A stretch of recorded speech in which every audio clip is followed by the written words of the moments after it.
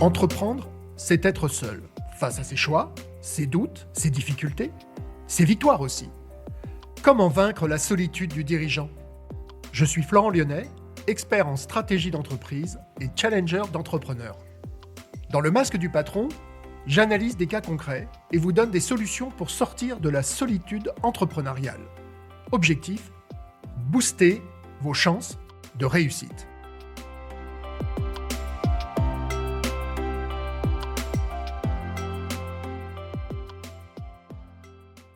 Un jour, j'ai reçu un appel d'un psychologue clinicien, quelqu'un d'un certain âge, plus de 70 ans, qui m'appelle et me dit « Florent, j'ai besoin de vous car je dois organiser pour un de mes gros clients une formation management et en particulier sur la gestion des conflits. » J'avoue que cette mission, qui a duré plus d'1 an, elle a laissé un goût particulier parce que les interactions humaines ont été à tous les étages. C'était juste extraordinaire. Le contexte ? Filiale d'un très grand groupe leader dans l'assistance respiratoire, région toulousaine. Je rencontre la dirigeante pour bien fixer les objectifs donc de la formation, puisqu'au départ, ça n'était qu'une formation. On s'entend bien, je comprends ce qui se passe, je formate 2 journées de formation, management, gestion des conflits. Je comprends ce qui se passe, tout simplement parce qu'il n'y a jamais eu de formation management. Les gens sont à des postes de management sans savoir réellement comment manager. Donc là, il y avait besoin d'un socle commun et que tout le monde ait la même boîte à outils au niveau managérial. Je passe donc 2 jours dans une salle, 7 personnes dans la salle, la dirigeante elle-même, le psychologue clinicien qui n'est pas salarié de l'entreprise, mais qui connaît la dirigeante depuis 20 ans, la responsable administrative et financière, le directeur technique, son adjoint, le pharmacien même, puisqu'il y a un pharmacien attitré dans ces entreprises. Bref, un beau panel de gens qui ont la tête sur les épaules. Et aussi un responsable commercial. La formation se déroule magnifiquement bien, des verrous sautent, la parole se libère, ça leur fait du bien, ça se sent. Le psychologue clinicien d'ailleurs me prend à partie régulièrement pour me dire « Merci beaucoup Florent, ça se passe vraiment comme je l'imaginais ». À la fin de ces 2 journées, il me dit « Ça serait bien qu'on parle avec la dirigeante ». Je dis « Bien sûr, on va clôturer ». Je vais donc voir la dirigeante avec le psychologue clinicien. Et là, elle me dit « Florent, je pense que je vais avoir besoin de vous pour autre chose ». Et là, je comprends qu'il n'y a jamais eu de gestion des ressources humaines dans l'entreprise. C'est-à-dire cette entreprise, c'est un mini-empire, un chiffre d'affaires colossal, résultat net colossal, une organisation qui tourne, parce que chacun sait ce qu'il a à faire, mais personne n'est là pour créer du process, de la procédure, des méthodes et accompagner sur le plan des ressources humaines l'entreprise. Donc, la dirigeante me dit « Florent, est-ce que vous pouvez structurer l'intégralité de mes ressources humaines ?» Je réponds bah « Oui, je sais faire, bien sûr ». Je propose donc une mission, et cette mission, ça a été 1 année de contrat, à raison de quasiment 4 jours par semaine. C'était énorme. J'y passais ma vie. Donc j'ai créé des liens extraordinaires, j'ai aimé cet environnement, je l'ai vite épongé, et j'ai donc pu constater, évidemment, beaucoup de dysfonctionnements. Et en particulier un, qui est que la dirigeante portait tout, mais tout sur ses épaules. Elle était partout à la fois. Elle allait aux conventions médicales. C'est elle qui gérait certaines relations clients en direct. C'est elle qui gérait des problèmes de SAV. Réellement, une dirigeante qui ne fait pas son métier de dirigeant. Elle m'a même dit, lors de mon arrivée, « Florent, j'ai l'impression de passer mes journées à éteindre des feux et mes nuits à culpabiliser de ne pas avoir assez donné. » En gros, elle n'était jamais satisfaite de tout ce qu'elle donnait pour sa propre entreprise. Elle était devenue esclave de son entreprise, ni plus ni moins. Il y a même une anecdote.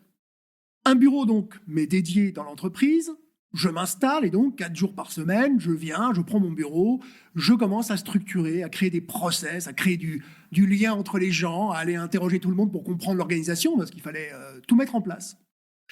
Et puis je vois un jour la dirigeante arriver dans mon bureau, rester sur le pas de la porte comme elle faisait souvent, et me dire ah, « ça se passe pas bien à la réunion ». Et puis elle repart. Et comme ça, 3 fois dans la journée, elle vient dans mon bureau, elle se met devant, elle me dit « Oh là, la réunion, ça se passe vraiment pas bien, toujours pas bien ». À la 4e fois, je lui ai dit « Stop, à quel moment vous me dites de monter dans un avion pour aller régler votre problème à La Réunion? Et là, elle me répond, soulagée. Vous pouvez faire ça? Il suffit de le demander. Et me voilà donc parti 3 jours, aller-retour, pas pour de la villégiature, clairement, pour aller régler un problème de climat social à La Réunion. C'est tout le symbole de cette dirigeante. Beaucoup de mal à faire confiance, tout repose sur ses épaules depuis toujours. Imaginez 25 ans de relations avec des médecins, avec des hôpitaux, des cliniques qui sont des clients, qui mettent en place des dispositifs d'assistance respiratoire. Elle connaissait tout le monde. Elle connaît tout le monde. Mais elle en arrive à un point où elle ne fait plus son métier de dirigeante. Elle est, encore une fois, dans du micromanagement. La mission de structurer les ressources humaines de cette entreprise est d'être à la fois dans l'ombre, un peu son éminence grise, c'est-à-dire de pouvoir répondre à ses demandes, de pouvoir répondre à ses interrogations sur tellement de sujets divers et variés. Ça a permis de créer un lien réellement indéfectible. Le fait de vouloir tout gérer tout le temps, eh bien, ça dépossède naturellement les équipes du sens de la responsabilité. Un exemple. Une société d'assistance respiratoire comme la sienne est en lien direct avec la CPM, donc la sécurité sociale, et les mutuelles. Quand un dossier traînait, plutôt que de laisser la personne en charge de l'administration gérer le dossier, elle était capable de prendre le téléphone et de court-circuiter, de gérer ça toute seule, en direct. Donc, elle dépossédait la personne de sa responsabilité. Quand il y avait un problème sur, par exemple, des masques d'une certaine marque qui ont dû être rappelés en urgence, etc., il y a eu tout un épisode autour d'une marque particulière, il y a eu des actions de rappel qui ont été faites sur ces masques. Donc évidemment, en termes d'image, c'est jamais bon. Alors, ce n'est pas seulement eux qui étaient touchés, c'est toute la profession qui était touchée. Il a fallu, normalement, le pharmacien, qui est le garant du cadre légal sur l'aspect technique, et le directeur technique, qui lui était le responsable de la mise en place des tournées des techniciens pour aller placer les matériels d'assistance respiratoire chez les patients, puisqu'on appelle ça une patientèle et non pas une clientèle, on est dans du monde médical. Elle a pris le téléphone et elle a voulu régler les choses elle-même avec le SAV de cette marque de masque, etc., plutôt que de laisser faire les équipes.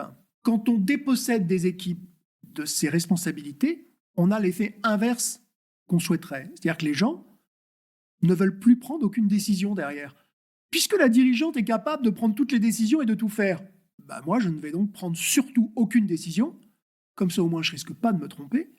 Et on arrive à des personnes qui pourtant sont cadres parfois, mais qui sont réellement vides de sens en termes d'action au quotidien. C'est assez étonnant d'ailleurs de voir même l'effet sur l'engagement, sur la motivation. Et ça aussi, ça a été un des gros chantiers lors de ma venue. Les gens étaient plutôt heureux de la place qu'ils avaient parce que l'entreprise était une entreprise qui avait pignon sur rue depuis un certain nombre d'années, bonne image, très bonne image, plutôt bien payée, plus que la moyenne du secteur. Donc cette reconnaissance-là, elle pouvait suffire. Sauf que ça ne tient pas dans le temps. Il y a un moment où chacun dans une organisation a besoin de reconnaissance. Le sentiment d'appartenance, c'est vital.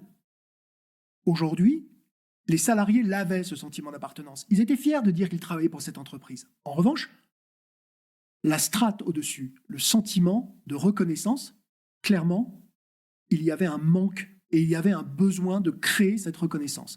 La dirigeante, c'est pas qu'elle n'aimait pas ses collaborateurs et ses collaboratrices, c'est qu'elle n'avait pas pris l'habitude, la routine d'envoyer des signaux de reconnaissance.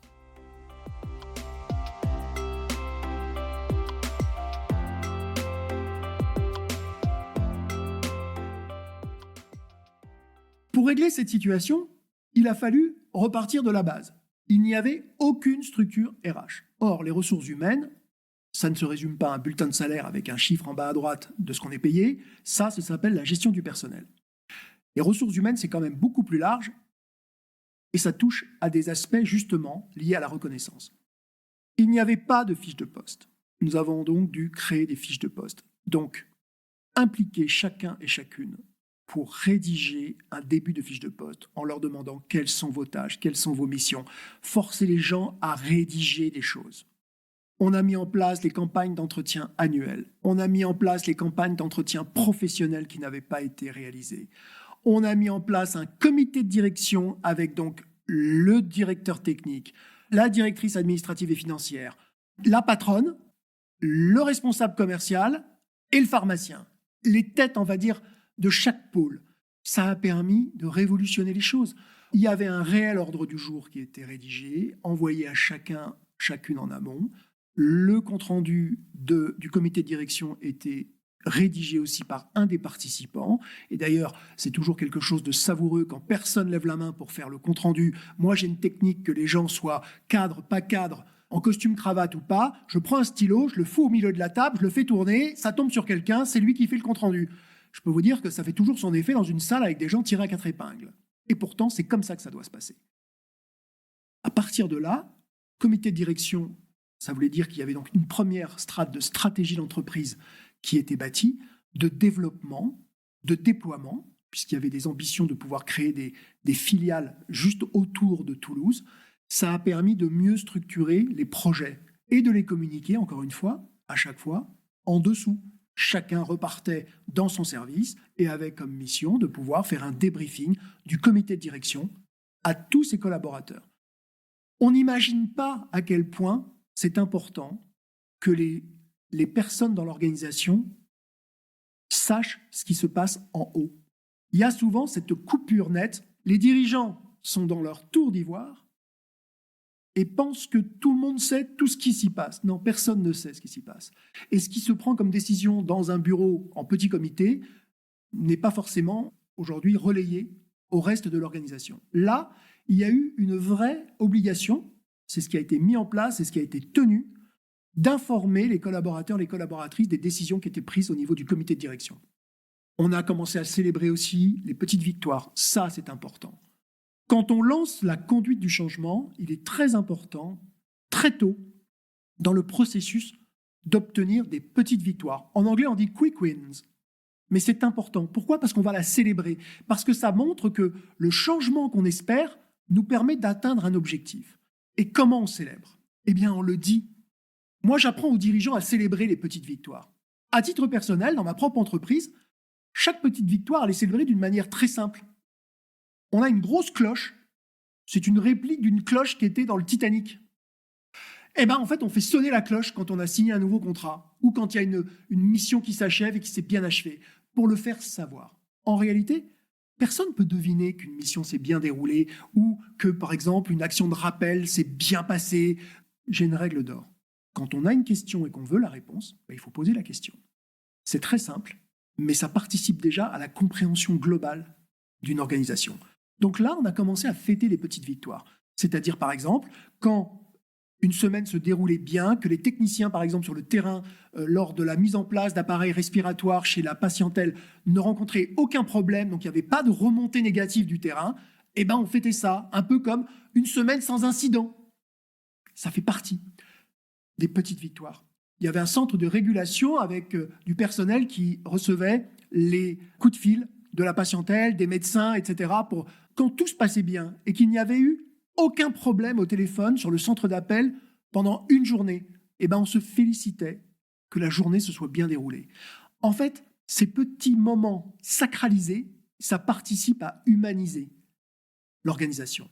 Et quand on est dans un cadre comme celui-ci, c'est-à-dire une société qui a de la patientèle, donc avec des gens qui, toute la journée, vont voir des patients qui ont des problèmes de respiration, parfois des enfants. Ils vont appareiller des gens même dans les hôpitaux, dans les cliniques. Croyez-moi, ça peut paraître pas très gai. Eh bien, je trouve que c'est encore plus noble d'avoir ces petites victoires que l'on fait, parce que même si on fait un boulot qui, évidemment, rapporte de l'argent à l'entreprise, il n'en est pas moins vrai qu'à la fin de la journée, il y a des êtres humains en bout de chaîne qui ont été satisfaits de l'implication de toute cette chaîne de compétences dans l'entreprise. Et ça se fête. Au moment de partir, tout n'était pas terminé. En fait, le chantier était tellement ample, c'était vertigineux, il aurait presque fallu embaucher quelqu'un à temps plein.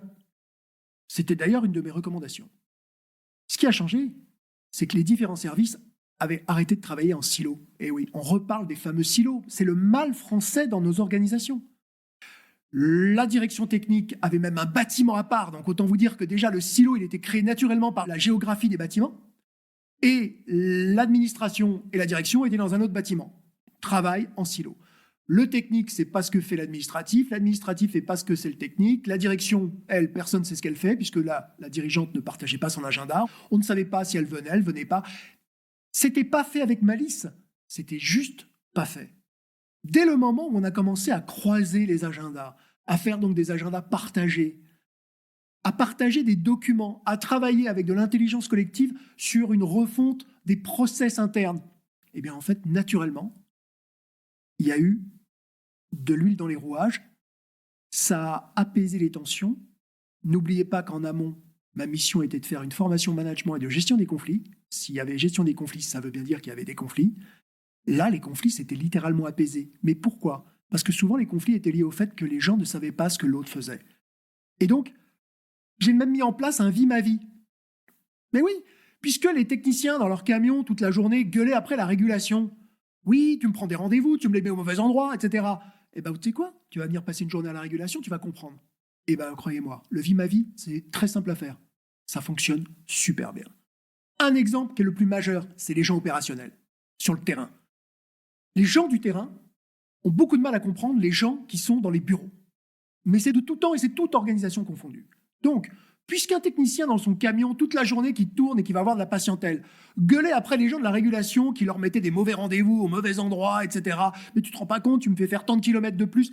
Eh bien, on a fait en sorte qu'un technicien régulièrement vienne passer une journée à la régulation, donc au siège, au centre d'appel, pour comprendre ce que c'est qu'une journée au centre d'appel et que oui, parfois, il peut y avoir des petits désordres dans les organisations, des plannings des techniciens. De la même manière, comme les gens de la régulation ne comprenaient pas le quotidien des techniciens, eh ben on les a mis en binôme avec un technicien pour tourner et voir un peu la charge mentale que ça pouvait être d'aller voir de la patientèle toute la journée. Eh bien, croyez-moi, d'avoir fait ça, ça a révolutionné l'entreprise. Une des choses marquantes des résultats de cette mission, c'est qu'auparavant, il n'y avait pas de réunion. Les gens se parlaient de manière informelle, entre deux portes, ou quand ils traversaient d'un bâtiment à l'autre entre le technique et l'administratif, mais ça n'était pas sacralisé. Le fait de mettre en place des vraies réunions, où on échange avec un ordre du jour, où il y a un compte-rendu, forcément, ça ouvre un champ qui est incroyable en termes de discussion, d'intelligence collective. On revient vers ça. Quand les gens se parlent, les gens naturellement se comprennent mieux. Et quand les gens se comprennent mieux, le climat s'apaise. Je vous promets, c'est tellement simple quand je le dis, mais c'est aussi simple dans les faits. Il faut juste mettre les bonnes conditions en place pour que ça puisse survenir. À la fin de cette mission, je me souviendrai toujours des mots de la dirigeante, qui semblait tellement soulagée d'arrêter de porter tout toute seule. Elle m'a dit: je crois que j'ai arrêté de courir après la perfection. Je cherche maintenant la respiration juste.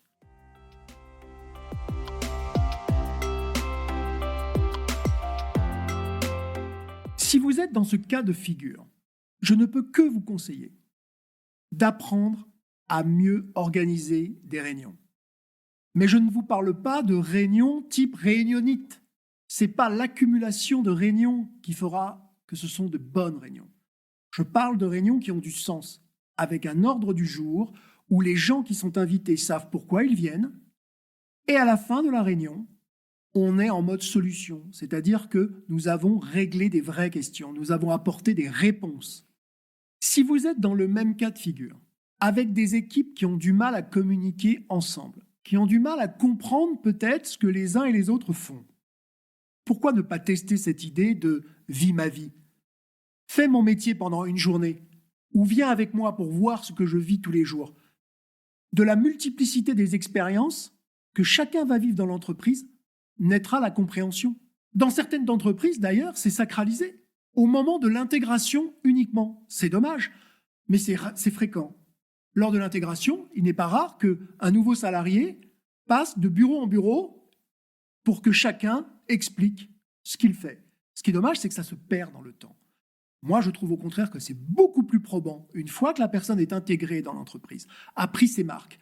À ce moment précis, on en profite pour lui faire autre chose, pour éviter toute tension inutile entre services, tout conflit larvé. Ça permettra une meilleure compréhension de l'autre et évidemment, ça apaisera le climat social. Dans le management, comme dans la vie, le vrai reboot, c'est quand on cesse de retenir son souffle. Ces conseils peuvent-ils être appliqués dans votre entreprise ? Je serais curieux de lire vos retours en commentaire. Si vous avez aimé ce podcast, dites-le par des étoiles, des cœurs et en vous abonnant pour ne rien louper. Vous voulez aller plus loin ? Rejoignez le projet Reboot 30 jours d'accompagnement sur mesure pour vous amener là où vous le souhaitez. Toutes les infos sont dans la description. Le masque du patron revient dans 2 semaines. En attendant, n'attendez plus.